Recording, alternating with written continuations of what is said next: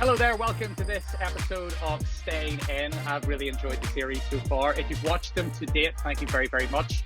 This week we are off to Middlesbrough, two teammates, both at club level and at international level as well. We're chatting to Paddy McNair and George Saville. You lads live fairly close to each other. What's he like as a neighbour, George? Yeah, he's just moved opposite me actually this week. So he's I just noisy. had to be close to him. I just had to be close to him, you see, so I had to move. He won't leave me alone. You boys are best chums off the pitch. Did that relationship just start at Middlesbrough, or did it start before that in the Northern Ireland team? The first time you come in the squad, I was out injured, wasn't I? So you were a couple of times, and then I come in and we got on pretty well, and then obviously we joined Middlesbrough at the same time.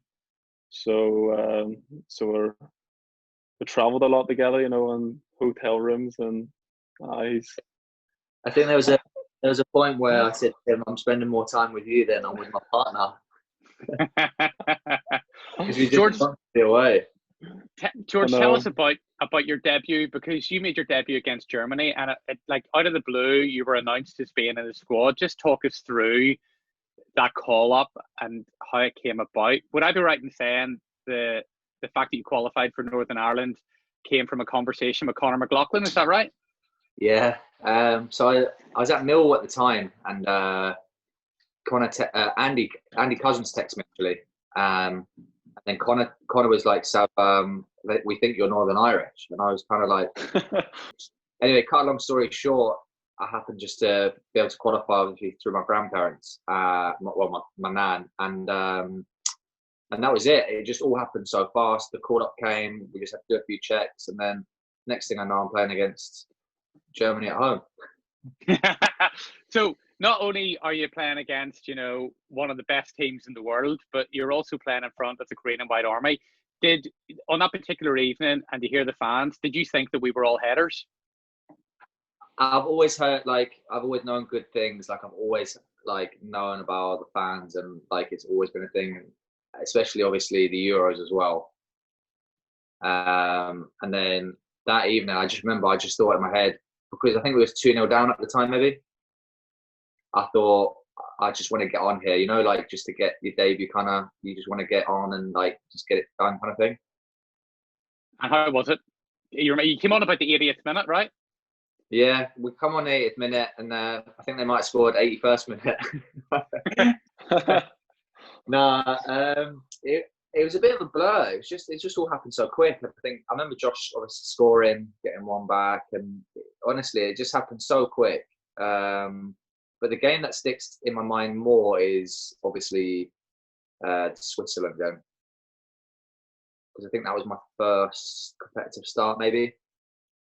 Obviously, Corey got suspended, and then Michael just said, "You're ready," and it just I think when you're not prepared for it, you just kind of get thrown in the deep end. It works out better. Well, I'll tell you what, you've had some cracking performances for Northern Ireland so far, and as a fan, thank you so much for that. How much are you looking forward to scoring your first goal? Yeah, I've had a few chances, haven't I? Yeah, that's something I really want to tick off. I think I've had 21 caps now, so, and I've had too many chances. I think it's one of those you just want to sort of get behind you and then try and get a few more. Yeah, you were delighted this time last year, Paddy, to get the monkey off your back, weren't you? Yeah, from friends and family, they were saying, any chance of you scoring a goal here? And I think a couple of months before, I had a great chance against Estonia at home. And I wasn't going to bring that up, by the way. But you fill your boots. I know. Was that header? Header, yeah. I actually don't know how I missed it. And then I'm sure everyone in the stadium felt the same, to be honest. So I think the Belarus game was the game after that, away. So it was good to, get off the mark there. Well, really and then the goals, you had 2 goals in the next match, including the one which you ran from the halfway line. What was that like?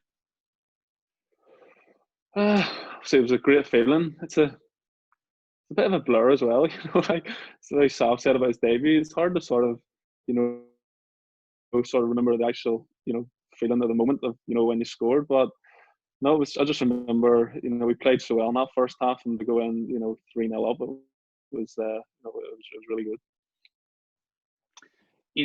Michael O'Neill played such an important role for both of you guys, bringing you into the international setup.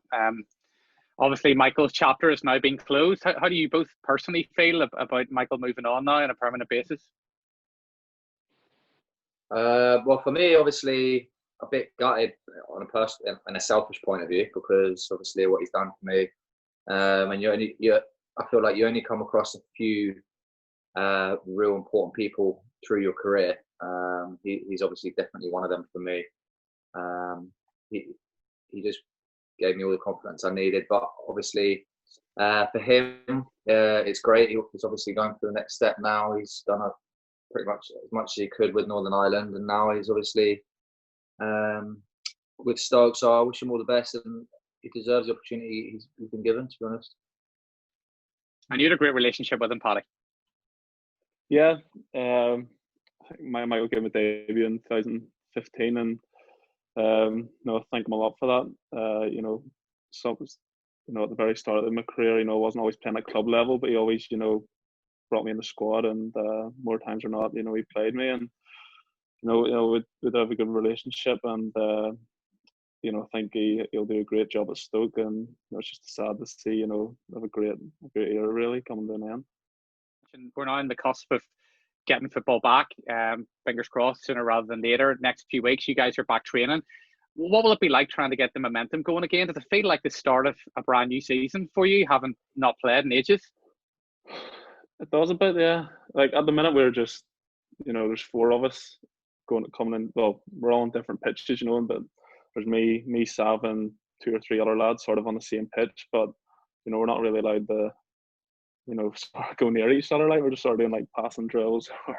It's a bit weird. It is strange, So we're just looking. Hopefully, next week the league will let us do contact training, and then the games will follow soon after that. Have you found it tough? It's tough, yeah, because more mentally, anything, you're running more than you actually, playing small-sided games or anything contact. You just can't. So mentally, anything, it's tough, because obviously you go in for an hour, you do your running session, and then that's it. You're kind of done for the day, and it's a bit like it's difficult. But obviously, we know it's short term. As Paddy says, next week or week after, hopefully we can just get straight back into it. Follow the Prem. So what about lockdown then? How have you spent your time? I believe you were back in Northern Ireland, Paddy. Yeah, I was back for 8 or 9 weeks. I stayed at my girlfriend's house in Belfast, and it was good. I think it was the longest time I've actually been at home since I moved away at 14. So in that aspect, it was nice, and it was good to be home. And I'll be honest, I actually flew in. The time went really fast, and but at the same time, it was I wanted to go back and finish the season or whatever. You mentioned your girlfriend there. I mean, I see on Instagram you've been sharing her singing and stuff. Are you thinking about talent management or something after football? Yeah, possibly. I need a bit of help from you, Pete. Play on Cool, get it played on Cool FM or whatever.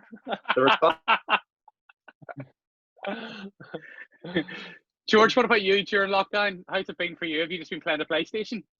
No, it's been. You know what? It's been, as Paddy says, it's been really nice, because we don't get. I went back down to London, and we don't get that kind of time at home ever. Especially for the last couple of years, we've been obviously with me in the international setup now as well. So it's either up in Middlesbrough or flying away with the national team. It's kind of like it's never a slow pace where you can enjoy day to day without having the responsibility or the worry. So for me, it was lovely, but you've always got that in the back of your mind. You just want to get back, because you need some sort of structure and routine in your life, kind of thing. But yeah, no, I enjoyed it for what it was, but at the same time, was looking forward to just trying to get back to normality. You mentioned London, George, and obviously you came through the academy at Chelsea, and you were there when Brendan Rodgers was at the academy. There's Paddy away again. He's got ants in his pants. Anyway, whenever you were at Chelsea and Brendan Rodgers was there, even at that stage, did you Did you always think that he would go on to do what he's done in terms of management? Yeah, I did, because I knew Brendan. We was at Reading together. Okay. So I grew up with his son Anton. So we were kind of best friends through the ranks of football. We was at Reading together. We went into Chelsea, and Brendan moved to Chelsea, and then was allowed to bring. I think it was allowed to bring 5 of us maybe through the academy. So obviously we went on trial at Chelsea, went in, and you could just see it you could just see it a mile away. You just had that drive and attention to detail. He just knew what he wanted, and I could see it from a long way. Yeah. The other thing as well about the championship, in terms of the timetable, you boys have some amount of games to play. You're pretty much playing Tuesday, Saturday every week. I know it's crazy, and then an international break. Then me and Sav are away, played a couple of games, and then we're back straight into it. And it's a lot. It's a hard season, like, but it does fly in, like, doesn't it? Like, me and Sav were saying yesterday, we can't believe we've been here for 2 years now already. It's just honestly going so fast. Yeah. One thing about being a professional footballer, it's part of the course. You move about clubs, but your whole life moves with you, depending on where you're going. How difficult is that to set up home somewhere new and sort of integrate yourself into a community and stuff? It's difficult, but I think you kind of get used to it. I think because we've done it for so long now, you just kind of get used to it. But you do find yourself in difficult situations. For example, my missus is 8 months pregnant nearly. So kind of obviously the coronavirus going on, I've had to come back up here. I'm up here for the next couple of weeks on my own, because we just don't know if the season's going to finish. When's it going to start? When's it not going to start? Is she okay coming up? Because I'm going into contact now with people at the football club. So it's just kind of like you have obstacles during your career. But I think if you have someone supporting you, I think it's easy, like a good, family or your girlfriend or partner or whatever. It's good to have, just to get you through those tough times, if that makes sense. Yeah. I was waiting for some inspirational chat from you there, Paddy, but don't worry about it. I moved about 14. And it's become. And sometimes I think it's easier for me, because I know playing in England, I won't be at home, if that makes sense. Like, I know I'm always going to be away. Like, for example, Sav was at Millwall, and you sort of lived at home, didn't you, when you were at Millwall? Did you? Yeah. I commuted. And then you move up to Middlesbrough, and then it's completely different. Like, for me, it's sort of all I've ever known is sort of just to live away and play football. So I find it pretty easy, sort of living away from home. But I do love getting home, like I do. He loves his own company. I'll say Annabelle, watch this. Here, Paddy, what do you miss most about home, apart from your girlfriend? What do you miss most about home? Probably the crack. Like, it's not just the crack, and obviously my friends and family as well. So they're all there, and obviously I grew up on a farm and stuff, so it's good to go home and get back to that. See the cows? Yeah. What do you say? See them or milk them? See them. Definitely milk them. We need to do like a day at the farm or something, some Northern Ireland. You count me out. Yeah. See your milking skills are like. George, coming into the Northern Ireland team, it's a real tight group of people, and the crack looks and seems amazing, and everyone gets on so well with each other. Was it intimidating for you coming into the squad? It was, honestly, it's the easiest transition period I've ever had. Like, I came in, obviously I had Fergie and Connor at the time at Mill with me, so they kind of just said, honestly, so I should be fine. And within 1 or 2 trips, I did feel comfortable. They're all top lads, to be fair. And tell us this, from your family's perspective, how proud are they of you for representing Northern Ireland? Yeah, they love it. My dad and brother and stuff, they come to most games. Well, every home game in Belfast they come to. And to be fair, he once said to me, my dad, that's the one thing he looks forward to. He comes to my Saturday games all league and stuff. But the national team, that's one thing he looks forward to, and he loves it, to be fair to him. Excellent. Right, I've got some questions from some familiar people here. So first up, Gareth McCauley. Big G says, ask Paddy about the Ballyclare boys. Who are the Ballyclare boys? Ballyclare boys, the cows. Oh, G, that's what G always said. Ballyclare boys, like, so I thought that was meant the cows, Okay, fair enough. Josh McGuinness, ask George why he wears red playing golf every Sunday. Here, Pete. George has got an obsession with Tiger Woods. So when did this obsession start, George? I don't know. Yeah, he's the best person in the world. But you're getting very starstruck there, my friend. And what's your golf like? Do you have a handicap? Yeah, I play off 12, so steady away. I want to get better, but I love it. I love playing it, watching it. It's favorite. To be fair, it's my hobby. It's my favorite thing to do, either watch or play. So, and obviously Tigers. Yeah, best person in the world. What would you ask him if you ever got to meet him?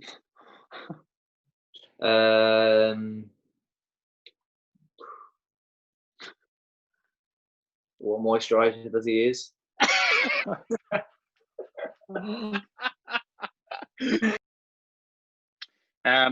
It says here, what was it like to score the winner in Belarus? We've sort of touched on that, but as time has gone on, has that goal become more and more important to you, Paddy? I think it made history as well that night. I think it was the first time Northern Ireland won 4 opening group games as well, and that made it a little bit sweeter. But no, it was just an unbelievable feeling, and it's funny that night actually. So when we were driving into the ground, there was a load of Massey Fergusons outside the stadium parked, right? So after the game, Michael said, Paddy, when I seen all the tractors, I knew it was going to be your night. So no, it was just sort of meant to be, I think, that night. Okay. George, do you have any nicknames in the Northern Ireland squad? I know everyone calls you Sav, but do you have any other nicknames? Josh calls me Art Attack Head because he thinks I look like the Art Attack Man. The lads call me the Claw. Yeah, that's my nickname because the way I hold a pool cue. I hold it really weird, so I hold it like in between these 2 fingers. They all just say, call me the Claw. There's more important things going on in football right now in the world. Like, I totally get that. But when it comes to, hopefully, we get our playoffs played, this side of Christmas and whatever. How exciting is that going to be for you lads? I think it's going to be great. It's play Bosnia, and it's a chance to qualify for one of the biggest competitions. So we were there 4 years ago, and it was an unbelievable experience, and I'd love to get there again. The Euros would be good for you, George, wouldn't it? Yeah, obviously them boys had a taste of it a couple of years ago, so I'd love. It's just one thing you like. Obviously now I've got an opportunity to be able to go to a big competition like the Euros or World Cup, so it's just you want to get there. Well, listen, before we say thanks very much, lads, we've got a bit of a quiz for you right now. So I've got the questions, you will have the answers, but you've got to shout out your name if you know the answer. So are you going with the Claw, Paddy, or are you going with Paddy? I'll go with the Claw. You're going with the Claw, okay. Sav, are you going with Sav? Or are you going with Art Attack Head? I'm going with Sav. Right, here we go. Right, first up. What's the name of the Netflix series on the Chicago Bulls and Michael Jordan? George. Go ahead, George. He was meant to say Sav. You're absolutely 100% right. Paddy. No. Last I dance. said first. Last You said dance. George, you're meant to say Sav. Oh, Very good. 1 point to McNair. Next question. What date is the Premier League set to return? The clock. 17th of June. Unbelievable, Saints. it's my Wi-Fi. I said Sav, but it's just my Wi-Fi. I listen. I appreciate the frustration. Next, who has styled himself as the nation's PE teacher during lockdown? Sav, Go ahead, Sav. Joe Wicks. Correct. Paddy leads 2-1. What is the name of the Simpsons dog? Never seen it. What? Never watched The What Simpsons? is the name of the Simpsons dog? I've never seen The Simpsons. Don't you start cheating, Paddy. Your missus in the background. I don't know. Pass. Pass, yeah, Ah, I'm not okay. sure. It What was is it? Santa's Little Helper. Okay. Next, the tallest building in the world is located in which city? The clock. Dubai. Burj Khalifa. Tell you what, McNair, you are blazing the trail here, son. It's all these Zoom quizzes we've been doing. I'm proud of you. Sorry. Okay, in which year was the popular video game Fortnite first released? Sav, The clock. Go ahead, Sav. 2000. Doesn't even know. 2016. 2017. McNair still Yeah, has you three. should have. I knew that. You should have given it to me because I knew it. No, you never. Hold on a second here. Yeah, I'm the quiz master. All You're right, that's 3-1 not how up. it works. Don't worry about it. I Okay, need to extend my lead. complete this famous line from an iconic Queen song. I see a little silhouette. Right, I'll start that again. Right. Complete this famous line from the iconic Queen song. I see a little silhouette of a man. Scaramouche, Scaramouche. Will you do the... Sav, Go ahead. Go ahead. Thunderbolt and Lightning, very, very frightening. I missed that because of your internet. Did you say Fandango? Yeah. Well done. Thank 3-2. I knew that too. Okay. Which snooker player is named the Rocket? Sav, Ronnie O'Sullivan. Unbelievable scenes. It's now 3 each, gentlemen. The pressure's on McNair. Look at his face. I should be 4 up as well. No. How many clubs, including loans, did David Beckham play for during his career? The claw. Go ahead, Paddy. 6. 6? Yeah. Can you name them? Man U. That's such a guess. Preston. Man U, Preston. Paris Saint-Germain, LA Galaxy, AC Milan, and Real Madrid. Unbelievable things. McNair's in the lead. Is that 2 points because I named them all?